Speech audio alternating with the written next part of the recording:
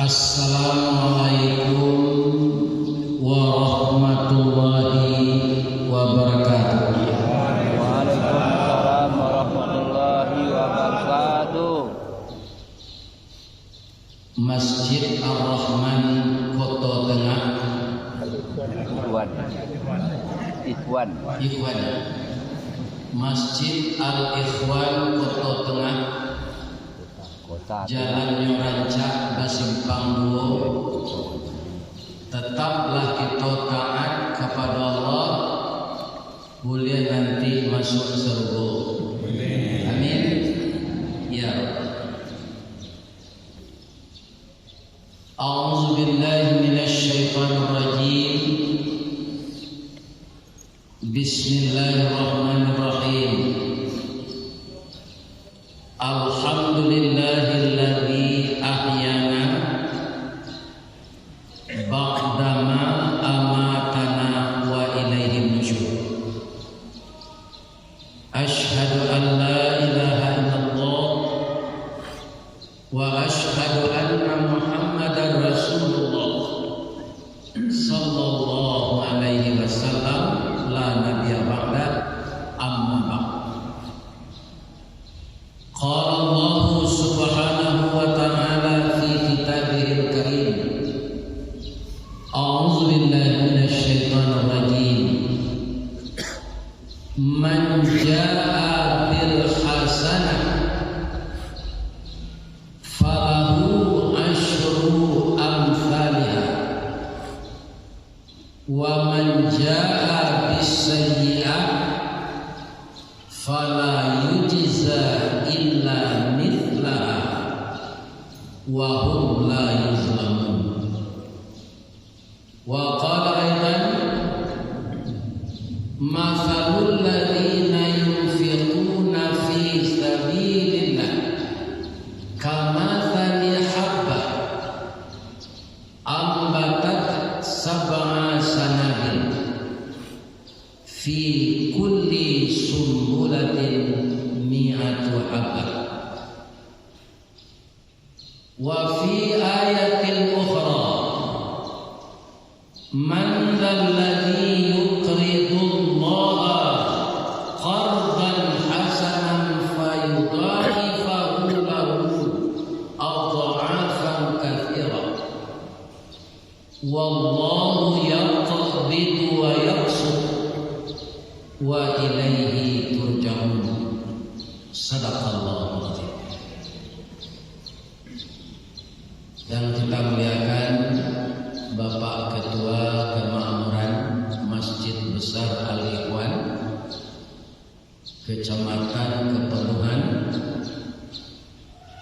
yang kita muliakan Bapak Camat Kecamatan Kepenuhan, yang kita muliakan Bapak Kantor Kementerian Agama, Bapak anggota DPRD, seluruh pemuka-pemuka masyarakat yang didahulukan selangkah, yang ditinggikan selanting.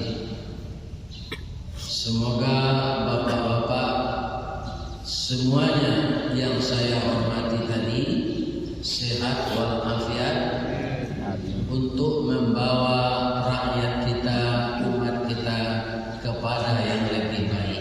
Amin. Ya Rabbal Alamin. Yang kami hormati anak-anak kami, generasi muda, ustadz, ustazah, para penghafal Quran, dan seluruh tuan guru, alim ulama, cadiak pandai, nan basuluh tarang di dunia, bendamnya sampai ke akhirat. Kok duduk baca min kitab, tagaknya rintang jopi tua. Aye janian tapian suci, minuman anak di negara.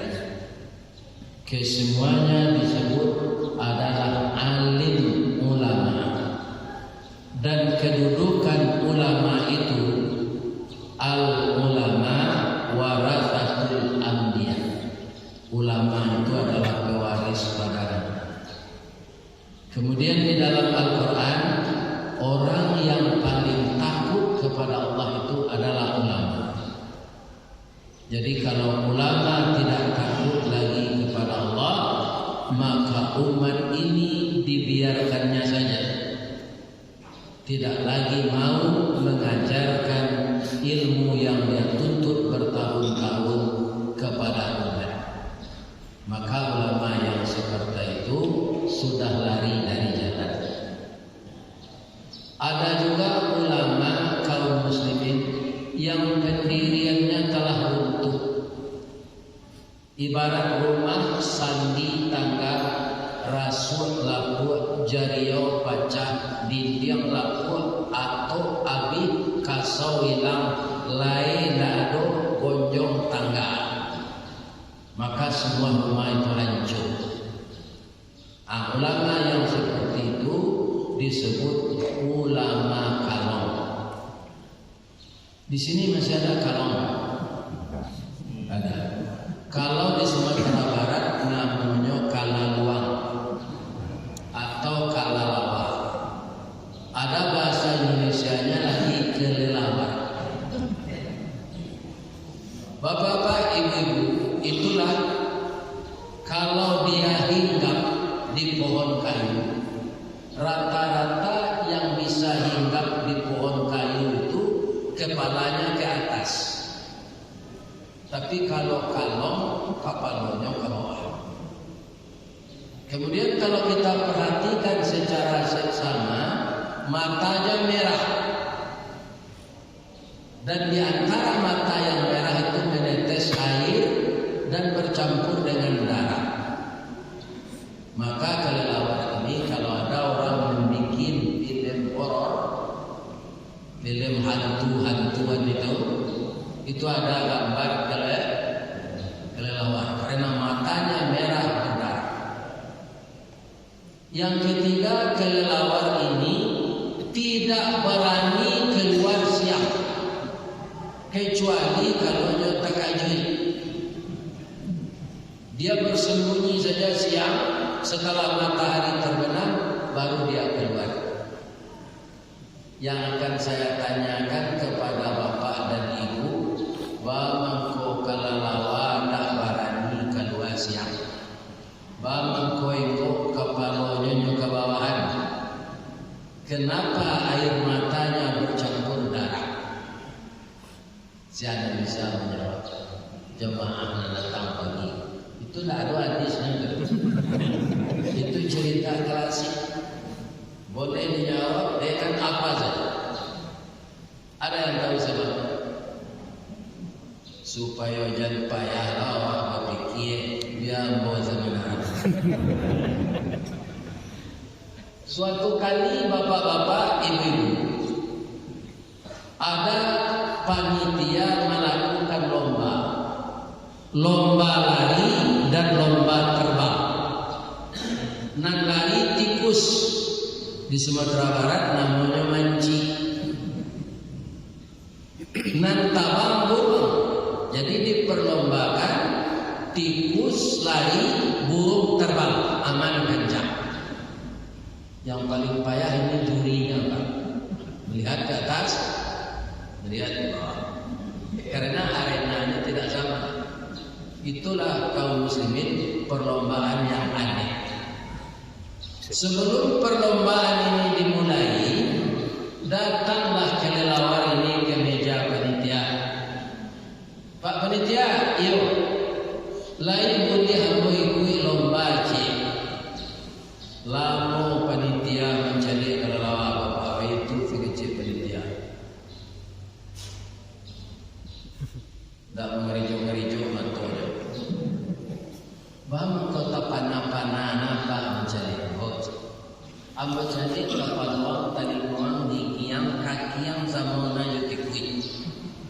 Tapi orang saya, bisa apa? Bisa lari bisa. Jadi orang ikut lomba, iya. Kamu masuk tikui yang atau masuk beruang ya cicik ini.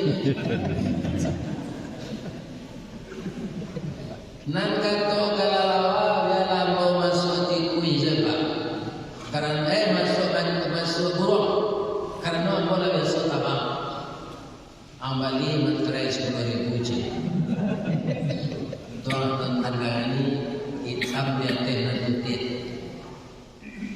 supaya waang nanti jangan batuka pendirian. Kalau waang batuka pendirian dari tabang nak lari, dari lari nak tabang, kamu itu akan kena tindakan diskualifikasi. Tidak boleh abatan diam selama hidup. Baca, jadi baca. Hanya tekan di kelelawar. Mulai lomba, terbanglah kelelawar ini beserta burung. Sekarang ada pertanyaannya lagi. Apa bedanya kelelawar tabang dan burung tabangnya sama tabang? Ada tak bapak-bapak bertiga apa bedanya? Kalau burung yang dia bawa terbang itu sayap, itu terdiri dari susunan bulu-bulu dan itu pakai minyak. Ada pelumasnya di sini.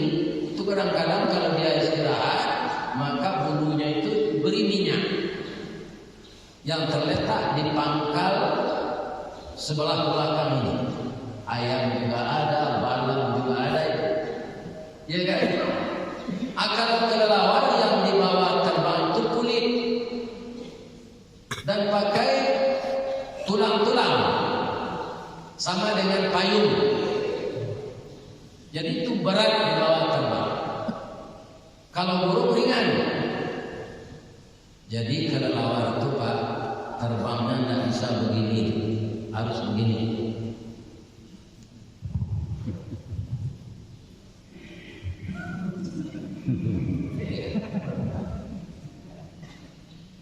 Karena itu terhalang-halanglah burung terbang. Karena kelelawar terbangnya begitu. Dulu ketika saya masih kerja, itu ada senam forfi namanya. Itu seperti dengan terbang kelelawar. Menepak saya. Satu, dua, itu senamnya. Maka ketika burung itu kalah oleh tikus, yang resah itu kelelawar.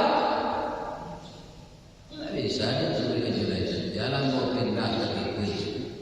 Nyoba rawat ke bawah, tidak takkan aja nyonya tadinya. Iya kan?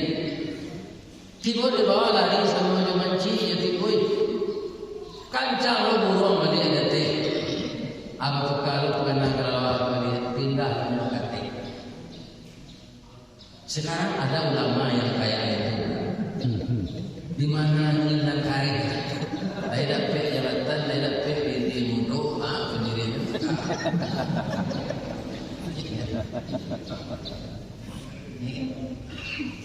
Kaum muslimin, bapak-bapak dan ibu-ibu, para jemaah yang terhormat, pindah ke balik, nyusi di burung bang nyendak bapak diri. Rasul ke mana kami ambil kami, rasul ke kalah dengan dada setiap kawan kami.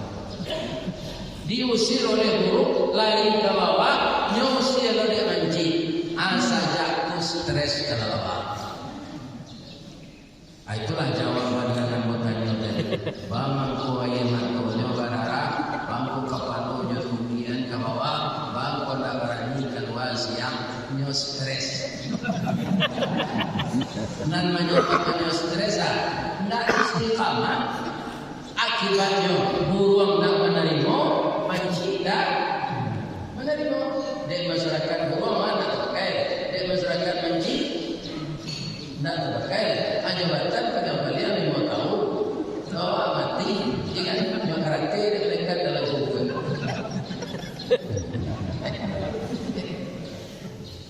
Jadi yang sangat terpenting di dalam kita beragama ini adalah akidah tauhid. Pak, jabatan itu paling-paling kalau mau orang awak memilih awak 2 kali. Aduh kawan ingin tigo ada boleh orang.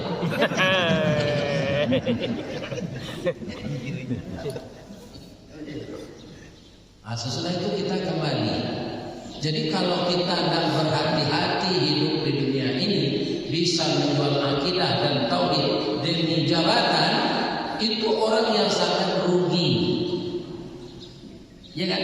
Padahal Allah berfirman dalam Al-Quran, Ya ayyuhalladzina amanu, wahai orang-orang yang telah beriman, hal adullukum ala tijaratin tunjikum min adzabin alim. Oi orang yang beriman, apakah mau saya tunjukkan engkau kata Allah suatu perdagangan yang tidak pernah rugi? Pak, orang menggali minyak di SPBU itu kan tidak mungkin rugi kecewa. Malah orang menggali minyak putih dan tidak boleh dia aduh Pak mangkok minyak di SPBU ku pertalite ku 9 Pak maaf. Tapi di mana kerugiannya ini? Bapak-bapak kaum muslimin para jemaah, minyak itu ada Pak dimakan angin. Bisa juga bisa. Orang menggali buah-buahan bisa Pak, bisa. Kalau dia membusuk, tidak dibeli orang lagi. Orang bari-bari, menjual bari bisa rugi, bisa. Kalau dicampur bari sodok, bari dodok. Tahu orang? Iya kan? Dan bari orang. Iya kan? Kaum muslimin, tapi Allah menunjukkan ada suatu perdagangan yang tidak akan pernah mengalami kerugian, maka bisa memeliharakanmu dari azab yang pedih, min azabin alim. Apa itu? Tu'minuna billah, benar-benar beriman dengan Allah, ya kan? Wa rasuli dan rasulnya. Benar-benar beriman itu yang jarang kita lihat sekarang orang mengatakan beriman banyak, tapi yang istiqamah itu tak seberapa. Apa yang istiqamah itu? Sama jo kayu gadang tumbuh di bumi, bawe cangkam ke tanah jauh tahun kapitalo panuhlah bumi di rumputnya, di lampu indah terbukekan di badai yang kata yang konon kok goyang angin lalu. Itu yang dikatakan istiqamah. Orang yang seperti ini tidak saja dia tidak merugi, tidak saja dia lepas dari azab yang pedih, malaikat turun memeliharanya. A'udzubillahi minasyaitonirrajim. Bismillahirrahmanirrahim. Innal ladzina qalu rabbuna Allah, sesungguhnya orang yang mengatakan Tuhannya Allah, tsumastaqamu, kemudian dia istiqamah, tatanazzalu alaihimul malaikah, diturunkan oleh Allah malaikat menjaganya sepanjang hari. Yang namanya orang beriman itu kan meninggal juga Pak. Ketika telah sampai ajalnya, malaikat tadi menyampaikan pula kepadanya, Allah takhafu, jangan cemas, wala tahzanu, jangan sedih, wa abshiru bil jannah, engkau diberi kabar gembira dengan masuk surga, allati kuntum tu'adun, yang dijanjikan Allah kepadamu. Jadi kalau ingin kita tak merugi, ingin kita dijaga malaikat, ingin kita selalu para jemaah disayangi Allah, jagalah yang pertama, karena agama ini dimulai dengan tauhid. Ya kan? Ibadah itu yang kedua. Kalau tauhidnya tidak tepat, ibarat rumah tu pondasinya nan rapuh, di ma tonggak kan ditagaan, di ma rasuah pelanca kan dipasang, di ma paran kan dipakuan, di ma atok kan dipasang. Ya kan? Jadi pondasi ini dulu. Nah, itulah dia yang disebut akidah tauhid. Orang bertauhid, bapak-bapak, satu-satunya kita lihat yang disuruh contoh oleh Allah kepada Nabi Muhammad adalah Nabi Ibrahim alaihissalam. Apa kata Allah kepada Nabi Muhammad di dalam surat Al-Imran ayat 95? Qul sadaqallah. Katakanlah ya Muhammad, yang datang dari Allah itu benar. Siapa yang harus jadi acuanmu beribadah? Fattabi'u millata Ibrahim hanifa. Engkau ikutilah cara beragama Ibrahim yang tegak lurus. Coba bayangkan Pak, kok Ibrahim nang kini Pak, ya kan?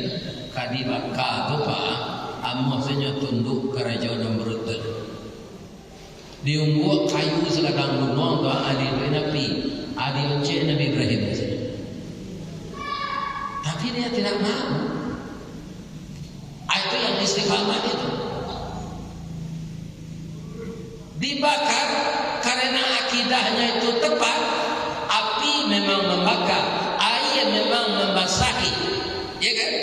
Tapi untuk Nabi Ibrahim saat itu, Allah, nama buat api itu siapa? Allah. Ya nan kuni bardan wa salaman ala Ibrahim.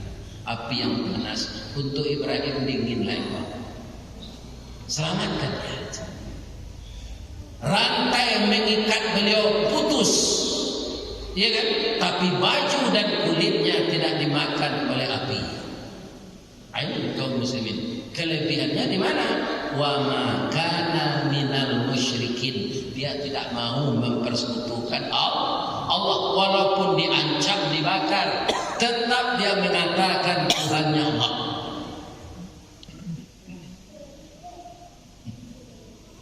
Ini yang akan kita tiru sepanjang masa. Biarlah kita di dunia ini Pak, dari segi materi kurang, cukup makan, ada tempat tinggal, dari sekolah anak, ya kan? Alah, kalau terlampau kayu apa? Payah bersidang dia kira nanti. Percaya tak Pak? Iya kan? Orang kan bangga anak kayu. Oh banyak pertanyaan dia. Kurang masuk suruh jawab sidangnya. Itu aja tadi kita suruh tidak. Itu saja. Capek-capek. Siapa? Baca lah dia Pak surah Bani Israel buku ayat 3 balik. Sagala catatan engkau kecil Allah lambogan Tuhan dilihat kalian masing-masing.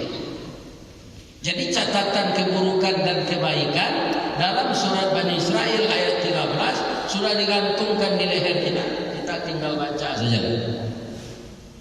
Jadi masing-masing kita ini nanti di samping dihisap oleh Allah, kita menghisap diri.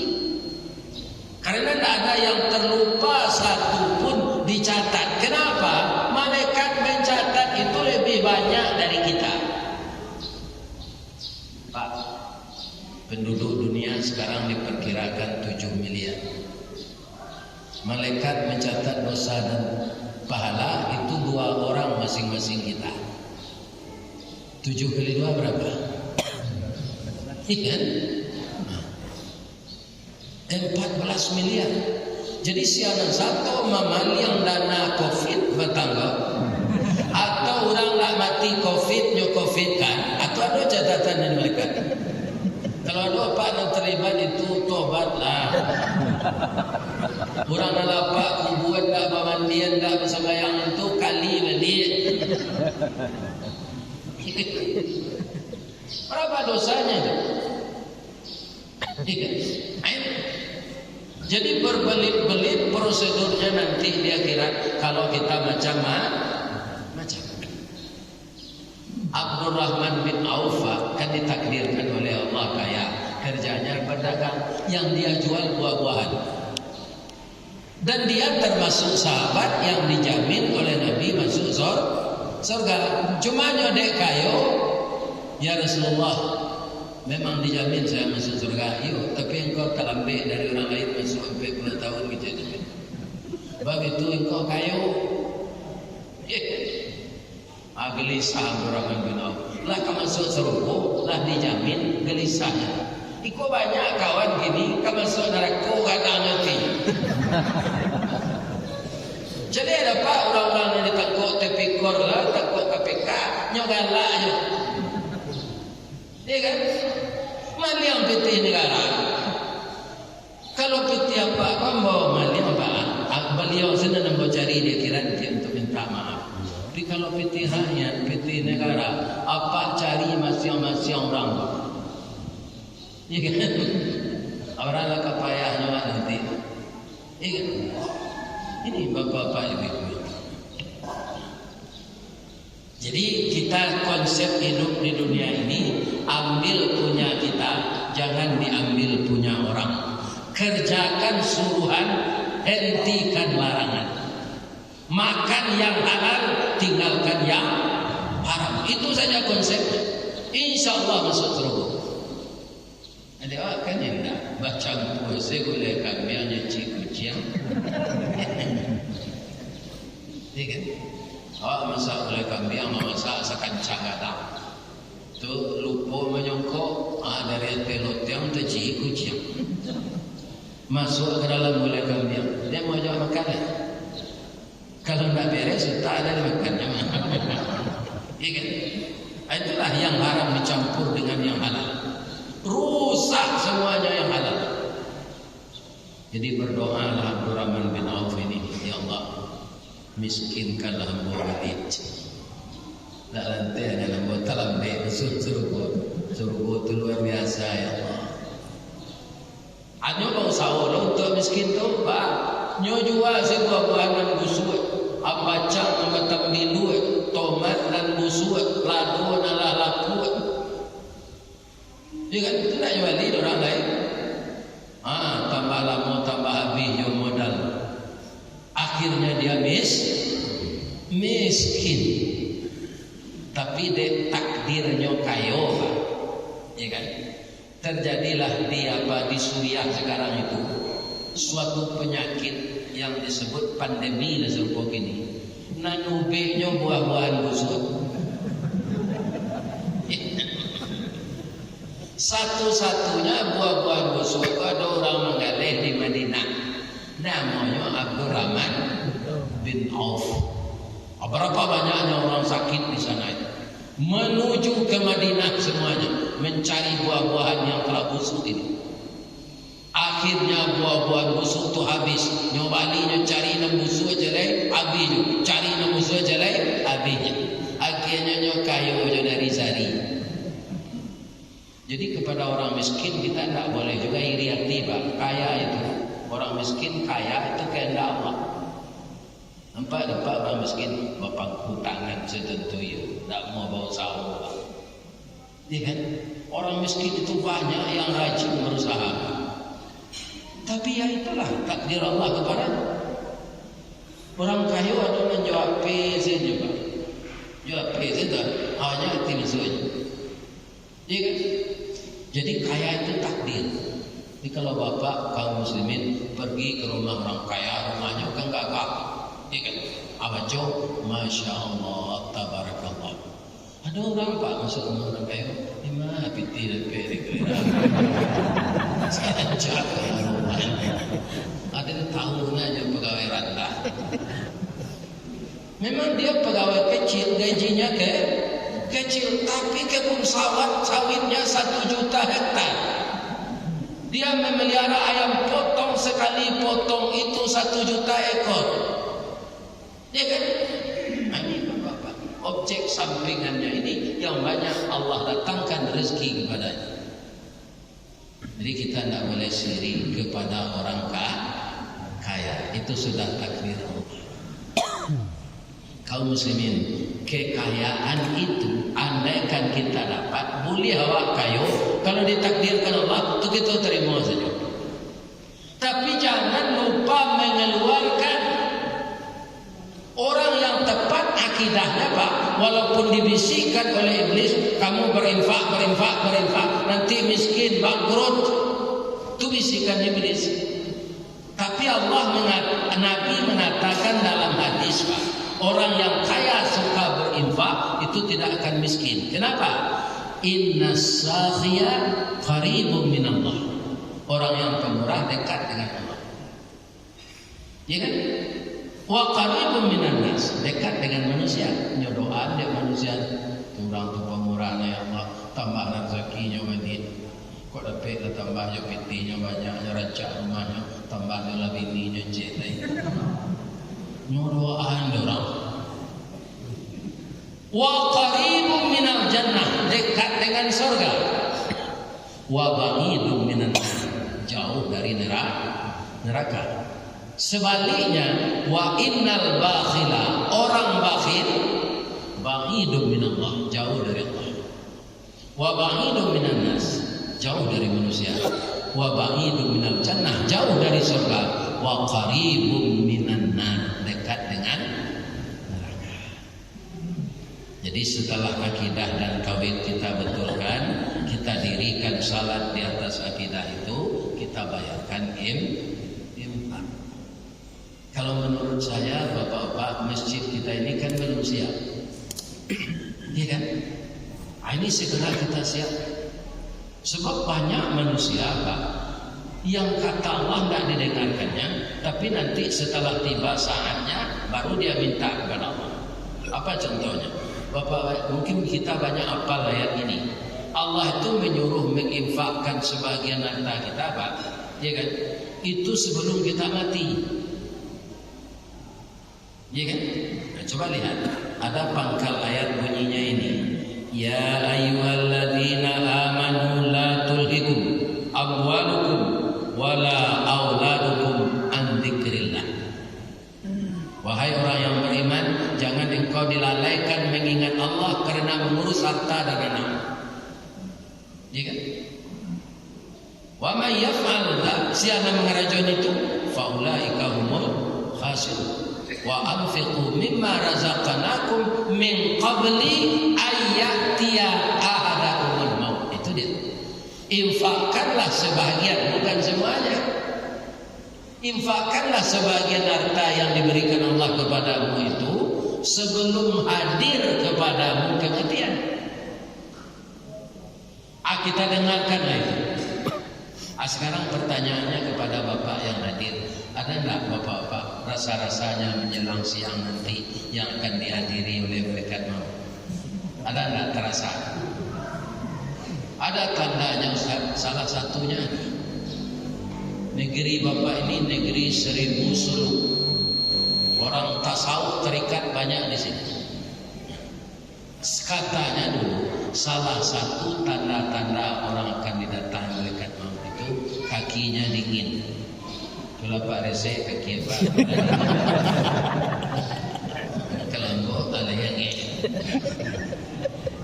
kalau udah dingin itulah dekat.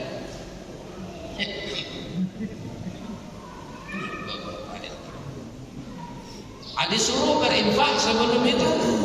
Kebanyakan bacalah ayat di bawahnya lagi. Yang di bawah itu kan ada sambungannya.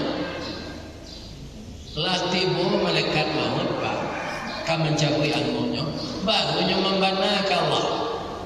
Fayaqula rabbi laula akhartani ila ajalin qarib. Ya Allah, tidak bisa kematian saya ini ditunda. Seluruh kebun sawit saya akan saya lelangnya. Akan saya infakkan untuk menyelesaikan Masjid Al-Ikhwan, ya Allah, di Kecamatan Kepenuhan.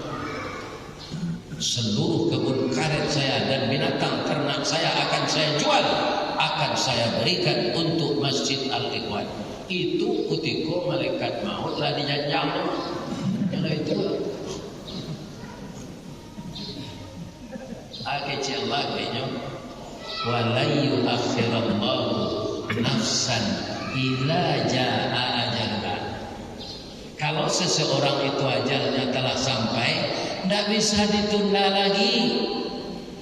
Ambo kalau mengecek kawaan dalam ayat dan jante sebelum malaikat maut datang wa jua kabun sawit sadonya, kini malaikat maut kan mencapai doa baru tekan ada mati selama di jalan. Artinya wallahu khabirun bima ta'malun. Allah sangat mengetahui isi hati kita ini. Apakah kita pemurah, apakah kita kikir, apakah kita pelit, itu Allah sudah mengetahui. Maka orang yang kikir ketika akan mati dia ingin bersedekah, tidak didengarkan oleh Allah. Tetap dia meninggal. Ada ulama mengatakan, Pak, sabalun awak mati, bawalah harat tu mati. Orang yang tersirat dibacanya. Pak ulama tanya saya, apa itu? Bagaimana membawa harta mati itu, Pak? Tak muat dalam kubur itu. Ya kan? Jadi membawa harta mati ini sebelum kita mati kita infakkan sebagian. Begitu caranya. Tidak dimasukkan ke kubur. Siapapun yang telah masuk saham akhiratnya ke Masjid Al-Ikhwan ini bapak-bapak kaum muslimin, adalah sesuatu yang akan diterimanya luar biasa. Masjid kita ini berapa besarnya, Pak?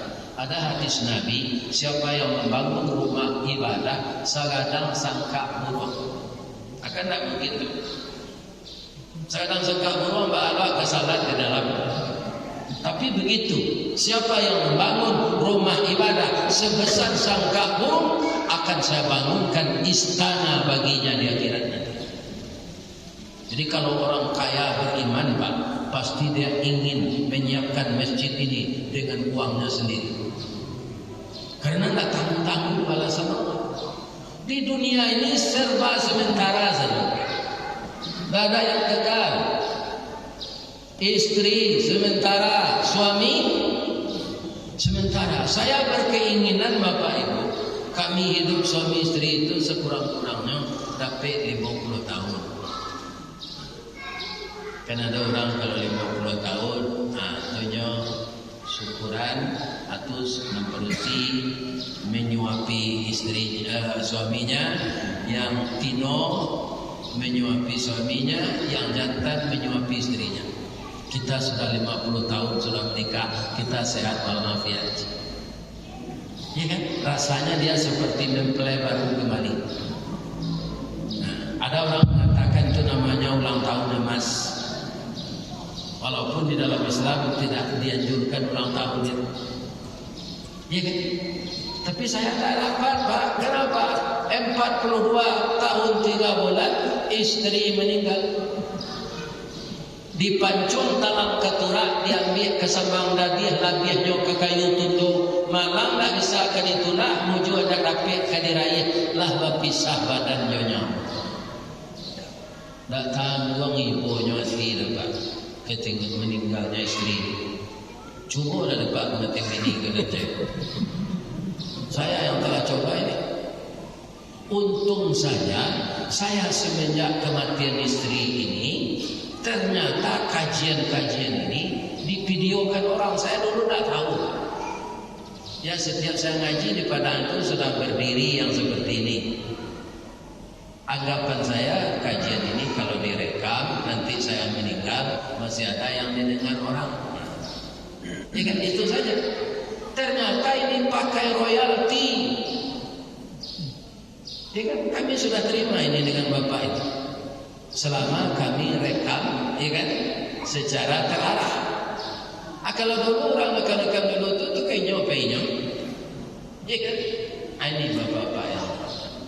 Dan kemudian dia akan menjadi pahala jariah di serang sana, di serang ke sini, ya kan.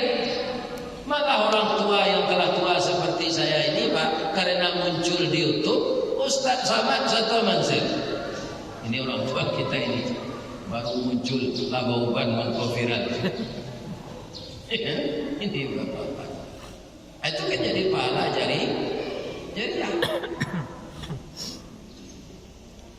Apalagi kalau langsung harta kita yang di-share ke akhirat. Ya kan? Untuk pembangunan masjid. Jam berapa suruh nih, Pak? 4 sedikit lagi ya. Tadi ayatnya sudah saya bacakan. Kalau yang paling kecil balasan Allah, Pak, itu 10 kali lipat. Kalau Bapak berinfak 10 juta untuk Masjid Al-Ikhwan ini, akali 10, berapa balasannya? Itu belum pahala, Pak. Uang itu diganti oleh Allah 10 kali lipat. Kenapa Ustaz berani mengatakan begitu? Selama ini saya lihat, biar kejadian di zaman Nabi, biar kejadian di zaman kita, tidak ada orang yang pemurah jatuh bangkrut. Tidak ada, Pak. Hartanya itu dipelihara oleh Allah.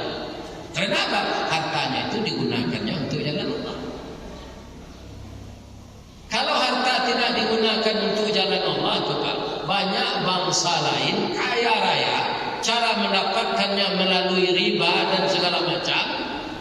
Kekayaan sedang banyak, dia masih muda, banyak bunuh diri.